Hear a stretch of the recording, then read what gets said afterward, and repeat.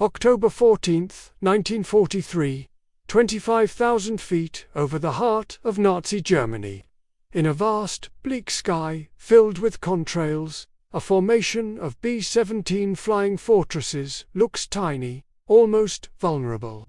Inside the tail of one of these bombers, Staff Sergeant Michael Aruth, just 22 years old, is crammed into a freezing, cramped metal tube. His breath fogs in the negative 40-degree air.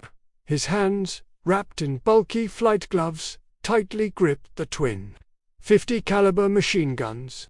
Through the tiny, scratched plexiglass window, a Focke-Wulf 190 dives into view, its black cross growing larger and larger.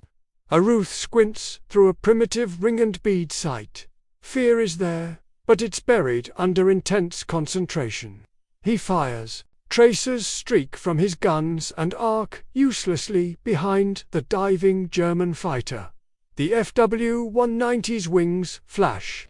20mm cannon shells rip through the bomber's aluminum skin like it's paper. Aruth's face becomes a mask of frustration and fury. He slams a fist against the frozen metal frame. In the distance, a B-17, one engine on fire, spirals down out of formation. A few parachutes, barely visible, dot the sky. The statistics from that day are brutal. 60 bombers lost. 600 airmen dead or captured. And the reason? An average hit rate of just 8%. This was the second Schweinfurt raid. A disaster. The math was simple and unsustainable. At this rate, no bomber crew would survive their 25 missions. The B-17, the famed flying fortress, had a fatal flaw. Its tail. German pilots quickly learned to attack from the 6 o'clock position, where the tail gunner was virtually blind. His ring and bead sight was like something from a frontier rifle. Completely useless against a fighter closing at 500 miles per hour. Engineers back in the States proposed solutions, but they were months, maybe years, away. Meanwhile, men were dying right now. Enter Staff Sergeant Michael Aruth. He was a former factory worker from Pittsburgh, with no college degree and no engineering background. He was just a kid smart enough to know that what he had wasn't working. After one mission, where he watched his friend's bomber get shot down, he stood on the hard stand long after everyone else had left, just staring at his guns. He knew the problem wasn't the weapon, it was the sight. He was firing blind. Then he saw it. His own reflection, distorted in the curved plexiglass of his gunner's window. A crazy idea was born. What if he could *C* more? What if mirrors could show him his tracer paths, and a proper reflector sight could give him a real aim point? Aruth, alone on the airfield at dusk, leaned against the tail of his B-17 knockout dropper, and saw his distorted reflection in the plexiglass.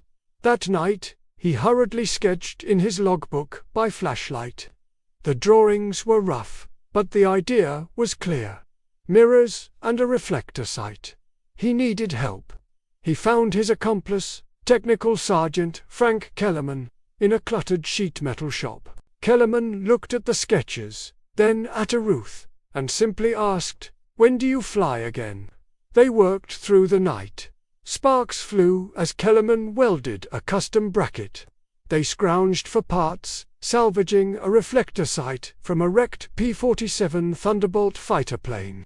With steady hands, they carefully mounted small, curved mirrors on adjustable brackets. The final, jury-rigged assembly was a beautiful, completely illegal piece of battlefield ingenuity. The next mission, a raid over Munster, would be the test. Aruth told no one. As the enemy fighters came screaming in, he saw the difference instantly. The illuminated reticle of the reflector sight floated perfectly over the target. In his peripheral vision, the mirrors showed him his own tracer paths. He could finally *walk* his fire onto the enemy. He fired, adjusted, and fired again. A Bf-109's engine exploded. It worked, but his triumph was short-lived. The moment he landed, the armament officer, Captain Voss, was waiting. Rigid with anger, Voss pointed at the modification. "Remove it immediately, or I'll have you court-martialed," he shouted. Ruth stood his ground, defended by his pilot. "My tail gunner got his first kill today, using that sight."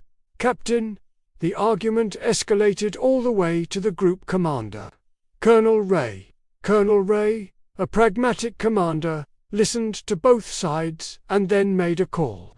"You get 3 missions. Sergeant, prove it." The gun camera footage didn't lie. Ruth's accuracy was triple the normal rate. With the colonel's unofficial blessing, a hit-and-run production line began. Using scrap metal and salvaged parts, Kellerman's team built these illegal sites as fast as they could. Soon, the entire 91st Bomb Group wanted them. The results were undeniable. Confirmed kills skyrocketed. Luftwaffe pilots, in their own after-action reports, began noting the suddenly deadly accurate tail gunners. Attacking a B-17 from the rear was becoming suicide. By 1944, Ruth's illegal modification became official. The new B-17G model rolled off the assembly line with its Cheyenne tail turret, which featured a factory-standard reflector sight, a direct descendant of Ruth's and Kellerman's scrap heap invention.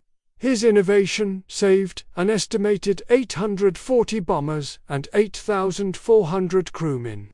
He was awarded the Distinguished Flying Cross, his citation carefully omitting the initial court-martial threats. After the war, Michael Ruth went home to Pittsburgh, a quiet machinist who never sought fame.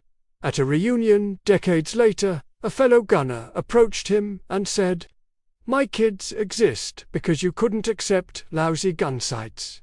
Michael Ruth's lesson endures. The greatest innovations often don't come from waiting for permission. They come from those on the front lines who refuse to let others die while the bureaucracy catches up. Sometimes, courage isn't just about following orders. It's about knowing when the rules are costing lives, and having the guts to break them. Thanks for watching. If you found this story as inspiring as we did, please hit that like button and subscribe for more stories of incredible ingenuity. We'll see you in the next one.